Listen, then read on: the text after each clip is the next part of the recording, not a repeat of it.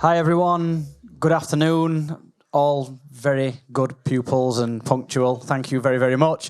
Wow, is what I'll say first of all. Just seeing those reactions of you all for the first time when we walked into Confetti X, and that's that light bulb moment. That's that magic moment that so many people who've never seen this before, they need that introduction. So when you go away from here today and you're starting to have these conversations, please tell people about that and introduce people to esports so that you can also see them have that light bulb moment. And that takes us away from us thinking about this thing that just happens online or that teenagers do in the bedroom to actually, this is the real part of the industry. And what you'll have seen in Confetti X are those additional roles. You'll have seen the shoutcasters, you've seen the production, the events management side of things, the social media and graphics that we need in order to promote, in order to market. The players need coaches. You'll have seen the teamwork, you'll have seen the communication, the strategy.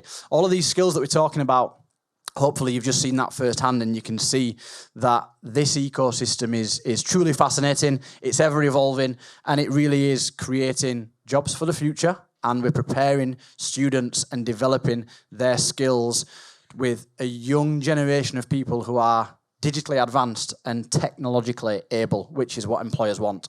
Thank you very much to Loughborough Lycans and Confetti Arrows. Amazing, a great spectacle. So well done to all the players. And of course to Jin for hosting and that amazing production team. So we've seen that amazing action. We've seen the student champs. We've seen what that's all about and the behind the scene roles. But what does the professional side of esports look like? We're now joined by members of the UK Esports Teams Committee, a Commonwealth gold medalist and acclaimed journalist and founder of Esports News UK, Dom Sacco. Thank you, Dom. Thanks very much, Callum. Great introduction. Great to be back, as always. I'm one of those few people that were around with the first Education Summit about 5 or so years ago. It's been amazing to see the growth and to see so many of you here today.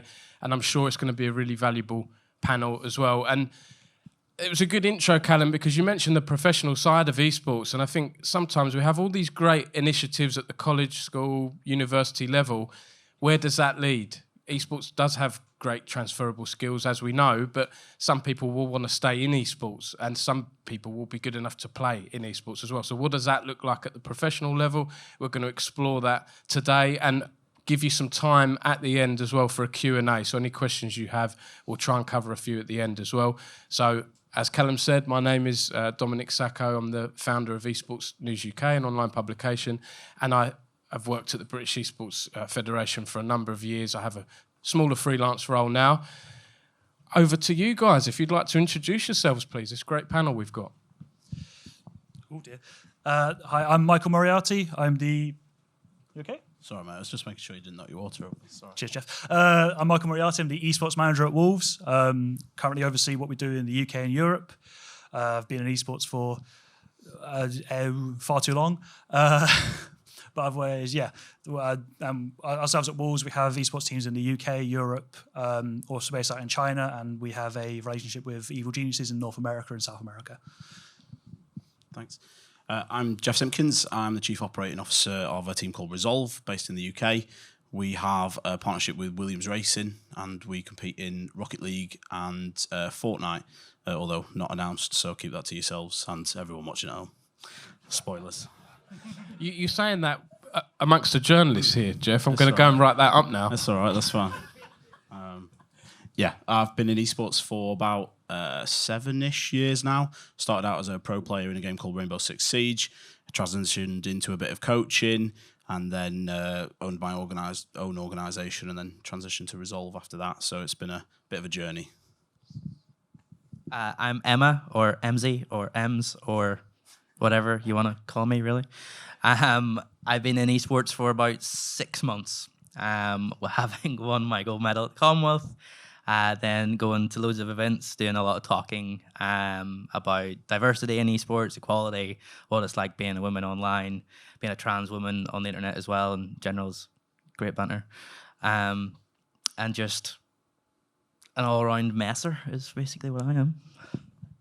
Well, great stuff, guys. I think first off, let's look at the state of professional esports in the UK. For me, a lot of the professional teams based in the UK actually have teams abroad. Obviously, that's the case for you, Michael.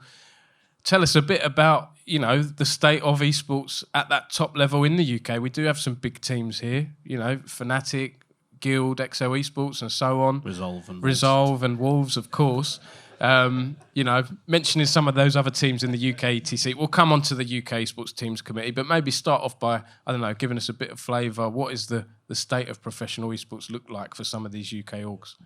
Yeah, I think it's a really interesting time for UK esports. I think we are very much seeing around the world that that esports is getting recognised sort of at that governmental level. And we haven't got that yet in the UK, which is something the UK Esports Teams Committee is working towards, which Resolve and Wolves are members of, which is one of the things which is difficult because DCMS change who's in charge every 5 minutes. So that's one challenge. But esports as a whole in the UK is very cool. It's growing massively. We're seeing, we've just seen Apex Legends major here in London. And again, it's coming back for the next 2 majors, as far as I understand. We've just seen MSI announced for League of Legends coming up this year. We had the Rocket League major in London in summer last year. So huge events coming here to the UK and recognising that this is a fantastic place for esports. And, I'm slightly biased here, but the crowds for esports events in the UK are far better than anywhere else, like for sure. The Copper Box for Rocket League Major was incredible. The crowds there were just insane. So we're in a really good place, but we need some recognition, I guess, from government and things like that to make the next step. What would your views be, Michael? Because like I say, you have a lot of teams abroad. Yeah, so when we look at esports in the UK, and this has been the case for pretty much the vast majority of my career in esports, what we do well is from an organisational content perspective. So you find organisations are based in the UK, you find commentators, shoutcast content creators all come from the UK. But when it comes to professional play, you don't really see that many UK players in top level competition. That's starting to change now. Looking at Valorant, looking at League of Legends, occasionally you see UK players hitting the top, but for a long time, UK players haven't really been at that sort of top level. So we've managed to establish the industry here, supporting teams and players from other places while developing backroom staff and talent in the UK, which is where, when I see educational opportunities that come from colleges and universities, and I see that's where it's being developed, I believe it's a good place to come from. But it's, again, why we sort of focused outside of the UK for when we're growing and signing teams, partially because it's where we can create the greatest fan growth, because trying to push a footballing brand in the UK isn't the easiest sell for people who are fans of other football clubs.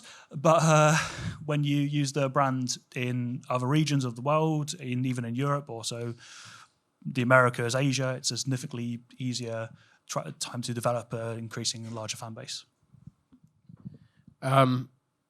What about the economic viability? Jeff, I know you said we're in a good place and there are growth areas of esports. I think over the past half a year or so, there's been a bit of uncertainty from investors looking for a return on investment in esports teams, and a lot of the revenues at professional esports teams comes from sponsorships. It's not like physical football clubs where you have those ticket sales every week. What are your views there? We've seen a few organisations go. Is it going to get bigger, or what's going to happen there, do you think? Yeah, I was at an event yesterday that was talking specifically about sponsorship, and apparently 70% of the industry is funded by sponsorship, which is obviously we need to change that to balance that out a little bit more. I think in traditional sports it's somewhere around 35-40%, and we need to try and balance that and find other revenue sources for esports. And I think the problem that we're seeing at the moment is that we are inevitably going into some sort of global recession, and everybody is panicking about that. So marketing budgets and things like that are tightening up. So it is making it difficult to negotiate, find new sponsors and partners and stuff. All right, I'm not out of time yet. That's making things very difficult because of that recession. It's not really an esports specific thing, but I think you touched on investment there, and I think part of the problem with investment has been that there's a lot of noise in esports, and not all of it is good. Like, not everybody knows what they're talking about, and you've got to find the right people that are telling you the right things. And a lot of investors have come into the space based on things they've been told that are perhaps not correct. And we're not in a situation with esports where you can invest for the short term. It is a long-term investment. It's about, certainly on the team perspective, it's about that brand growth. We're creating the next Man United's, the next Wolves, I got you, the next Man City's, Real Madrid's, Barcelona's of tomorrow, and that is genuinely, nobody cares about Arsenal. Sorry, Dom. Hang on a minute. We're creating the brands of tomorrow, and that's what investors need to be involved and back in, and that's what we're doing ultimately. That isn't to say we don't need to be finding other ways of earning money, because we absolutely do. But I think that's where we're seeing the issues with investment. I know it's $1 million question. What are those other ways? Because this has been. Sorry, go on. More events. Like, have bigger LAN events, have monthly, weekly tournaments with you bring in grassroots and you can grow it from the bottom up, and just have that foot flow of people, because the amount of gamers and fans of esports there are in the UK, like, if you have an event that's easily accessible all over the UK, you can get to it easily enough. The UK is quite cheap to travel around, so it's not like you're flying to Berlin for Dota or Cologne for CS or anything. You can just literally hop on a train and down the road, and that's what football does. They have their grounds where they play their matches, so why not even open up your scrims? Have like a Friday scrim night, and have, I know it's a lot for players to ask for to be on time every Friday, right? But you can have it open for public where they'll come down, they'll get to watch a good quality game of whatever their choice is, and that'll give in extra money, and then there should be more sponsorship opportunities there for more investment, and just gets everything more involved and takes it to that next level, is what I would recommend. But what do I know? When you compare esports to traditional sports, and naturally going to say football because that's what the main area of Wolves does. The main areas you see lacking in esports from a revenue perspective compared to traditional sports is broadcast revenue and ancillary income. Broadcast revenue does what it says in the tin. You see the massive numbers that the Premier League sort of gets, and that helps funds the teams to invest in their playing rosters, invest in stadia, invest in community opportunities. Then you look at ancillary income, and that's your simple things that happen every other week at a stadium, your food income, your ticket sales, your program income, and also things like jersey and merchandising sales. Those areas, realistically, don't exist in terms of ancillary income, don't really exist in esports at the moment. Your ticket, your food, and your match day sort of revenue doesn't happen, because even though there is a lot of offline events in esports, the majority of the season still happens online. And when those offline events do happen, the revenue sort of stays with tournament organisers and publishers when they have them offline. In terms of merchandising revenue, we're sort of slowly starting to see that develop in terms of esports. The spend per person, spend per fan in esports still significantly lower than traditional sports, but you see where it can be developed elsewhere apart from your traditional sort of merchandising sales, please buy, and also jersey sales, where you see in-game items being sold for teams. So for us in Rainbow Six, we recently had our weapon skin uploaded to the game, and that's been, from just looking at social media, that's been a huge success with people who follow us, but also people who play the game casually, which is where a huge market of a potential esports fan base is that needs to be converted, and that's a difficult one to do as well. Some really good points made there, and I completely agree, Emma. I've been banging the drum for a while. We need more events in the UK, and I think they're finally starting to happen in this post-lockdown era.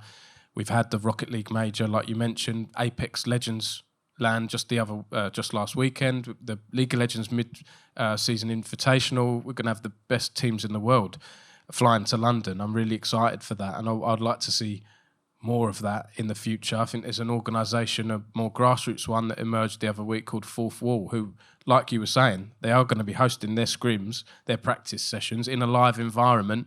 They're going to be playing in the League of Legends NLC, I think, Division 2, which is UK and Nordics. That's something I'd like to ask about as well in the UK. Let's explore. I know. No, don't talk about the NLC. Linking the professional side with the more amateur side, we have seen, I was just saying beforehand actually, academy teams are going Excel Esports got rid of their League of Legends Academy team. Someone was telling me earlier, I think in Valorant, I don't know how correct this is, but there's fewer Valorant Academy teams now at the pro level. And we're seeing the UK bridged with the Nordics, Northern Europe, the leagues we've got in Rainbow Six, in League of Legends. There's another one or two I'm probably forgetting right now. Why do you think that is, and what are your views on that area? Yeah, I think this has been a common problem for a little while. I think what we see is that the broadcasts that are sort of UK specific do maybe not perform as well, because there is a European audience that just watches the top level, and that is always in English. So where in France you get a broadcast for your France national league that's in French, you get one for Spain that's in Spanish, but the European broadcast is always in English. So if you want to watch the best League of Legends, then you just watch the LEC because it's in English. Why would you watch the NLC or the UKLC? I mean, Riot have killed that anyway, like the NLC. That's not necessarily just due to broadcasting, but I think that's one of the big reasons that it doesn't perform as well, perhaps. And what are the links like as well for the grassroots from schools and colleges, and also amateur players going through into professional teams now? If we have fewer academy setups, what does that look like? Do you think that's made it harder for people to become professional players or get a job behind the scenes?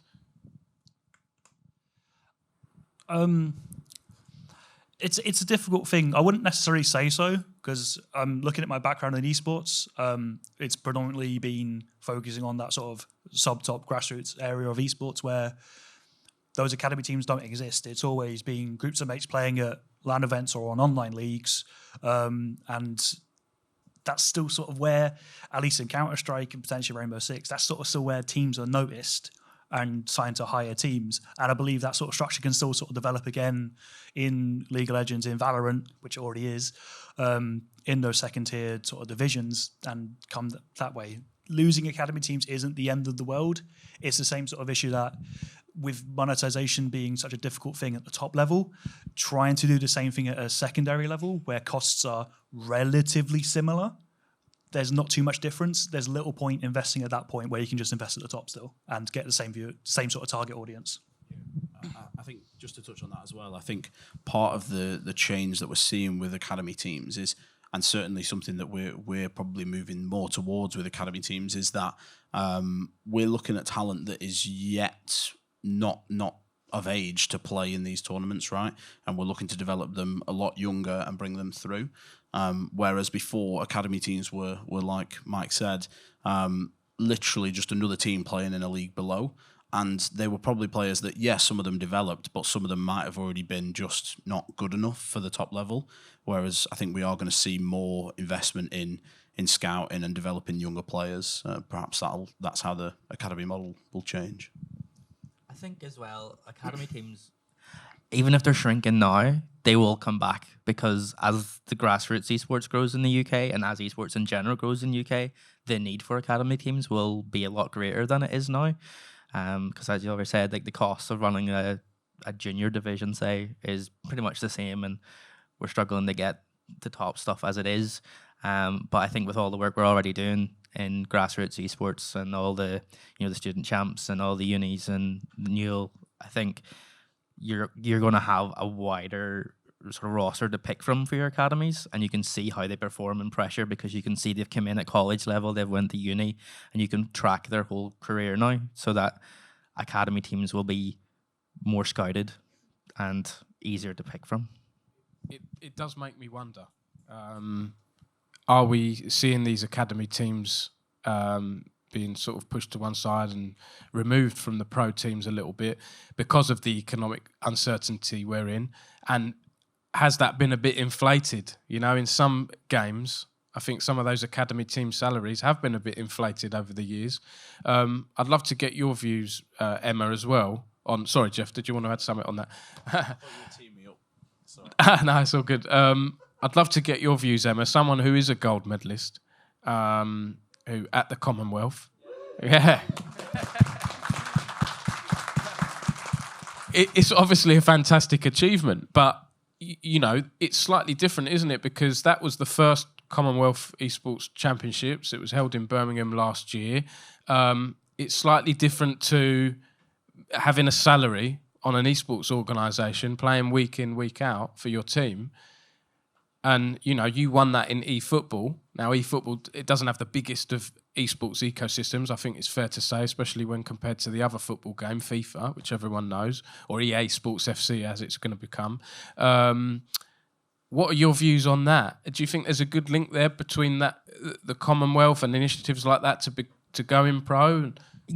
Yeah, I mean, you signed some winners from the Commonwealth for Resolve, so 100%. Like, the Commonwealth completely changed my life. Like 6 months ago, I was non-existent on the internet. I just was playing games for fun, competitively, and not having fun because I get stressed when I don't win.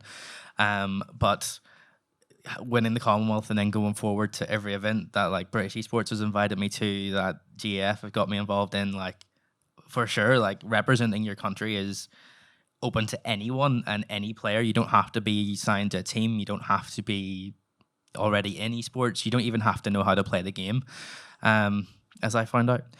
I did get a lot of coaching, don't get me wrong, which is why I got good skills and I know how to play football games because I've played FIFA every year.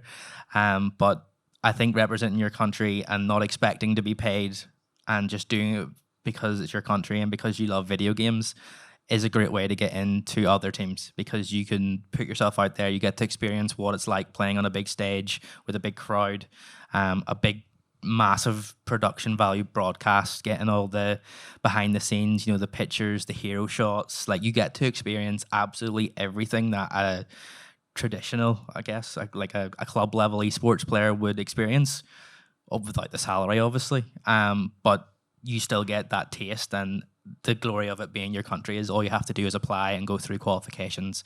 And if you're the best in your country, you're going to get chosen, as long as you're not toxic or anything like that. Like, there's a lot of rules you have to follow, and that's important as well, because you don't want just anyone to represent your country. You have to be, same as a team level, really. You just have to be a good person and not super toxic. And I'm just conscious of time. I'd like to cover two other areas before we open it up to questions. Women in esports, diversity. We've seen more pro teams over the past couple of years introduce women's teams. I think G2, big European organisation, they introduced a Women's League of Legends team a few months ago who are playing in the NLC Division 2. They're trying to qualify for that. What are your views on that in general? Is this here to stay? Because I know the Valorant Game Changers women's tournament series seems to have done pretty well in terms of viewership and stature and following. Can we replicate that in other games? What's your views? Yeah, I think the VCT is a really good example of it working really well in Valorant. The league that they've got for the women's teams there is fantastic. I think the issue that we've perhaps had is that organisations have picked up teams just to tick that diversity box, but not offered them the same resources and everything else that they offer their other teams, and that's obviously wrong. That's not why you do it, and they've done it just to tick that diversity box. At Resolve, we have a women's roster in Rocket League. They are just a women's roster, or the best women's roster? Yeah, I was getting to that. They are currently the best team in the world, the best women's roster in the world. Thanks. Yeah. Thanks. And they get exactly the same resources that our RLCS team get. They get the same time with our performance staff.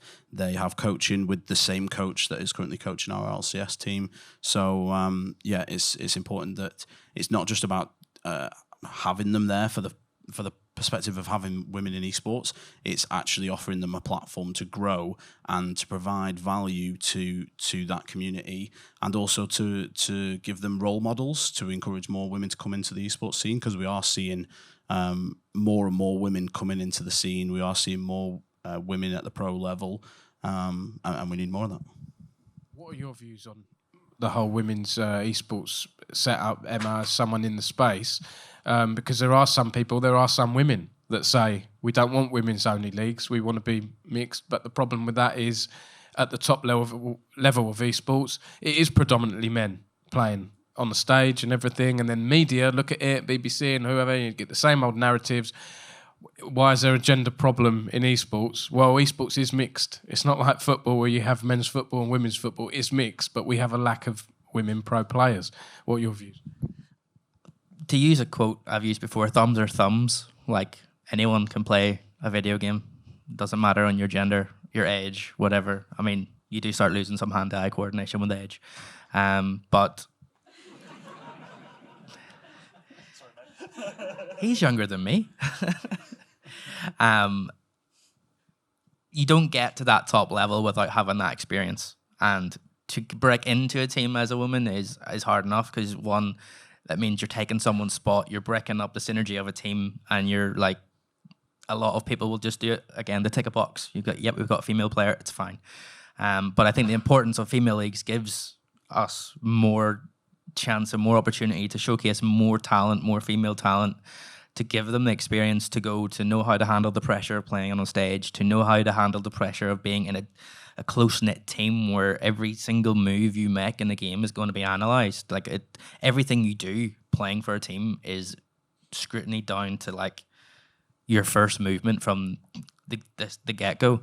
And I think having that women's league is just phenomenal to help produce more female talent, but ultimately the end goal will just be mixed, and that's what we should all aim for. Yeah, I completely agree with that. Just a few minutes left before we open up to questions. Maybe you can tell us a bit about the UK Esports Team Committee, what it's aiming to do, what it was set up for, and how that's going. You want me? Okay. I'm the vice chair, so that's why he's deferred to me. So the UK Esports Teams Committee is basically a combination of the teams, or a number of the teams that are based in the UK.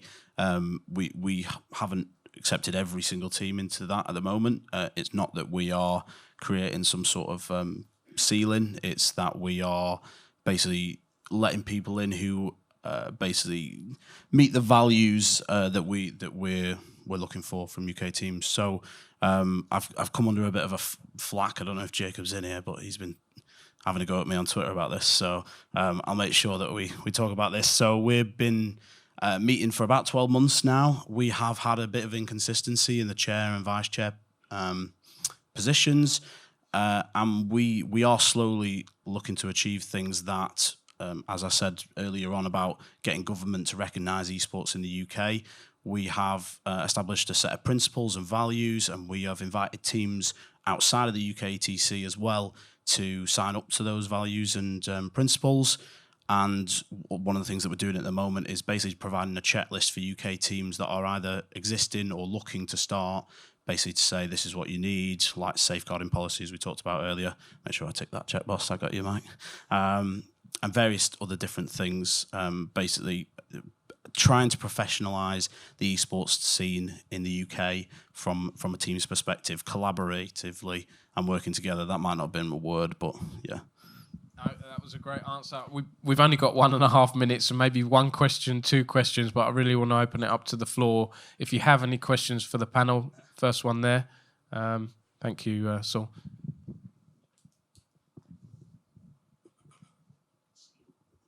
Hello. Do you think for the future of esports in the UK, we should be looking more at the American model where we're sponsoring it at a collegiate level and kind of building talent that way? Or do you think we should go more like the Asian model where it is supported by government and they build spaces specifically for high-level esports, such as national stadiums like they have in Korea for League of Legends and things like that? Both? I mean, so personally, I'm quite a large fan of how colleges and universities in the US have sort of started to set up their esports programs from a competitive perspective. I'm good friends with the people that work at Davenport, which is a college in Michigan, and the way they sort of set them up to work in the future. But I think there's space for both government support and also college and university backing for esports development from a UK, both grassroots and then moving on to a professional sort of competitive level as well. Just to briefly, just to touch on that as well, we do some work with Warwick University. Basically, we sponsor their Rocket League team and we offer them some coaching and extra time in an esports centre they have at Warwick. But basically just to help out some people that are here from colleges as well. I think if you look at traditional sports and the amount of money that colleges, schools, etc. spend on those, and how many people actually watch those games or actually know they're there, and then look at how many people watch your esports teams online, that is definitely bringing more eyeballs to your school or your college than your traditional sports, for sure. I hope that answers your question. I did want to do more, but we've run over. So it's on Callum. If we end it there, I'm sure other people will all be happy to answer your questions afterwards. Come and find us. I'm here for... I'm not running away. So, yeah. Thank you, everyone, for listening. And thank you to the panel as well. Round of applause.